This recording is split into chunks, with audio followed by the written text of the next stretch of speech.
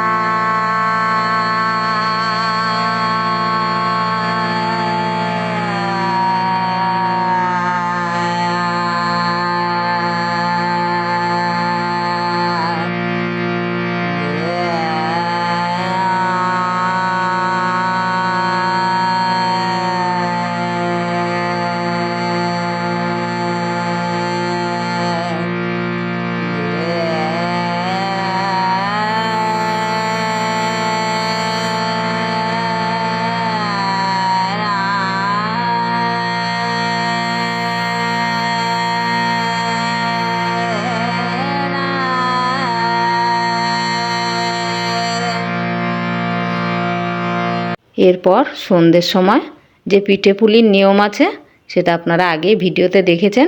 পাটিসাপটা, পায়েস আর দুধ পুলি বানিয়েছিলাম।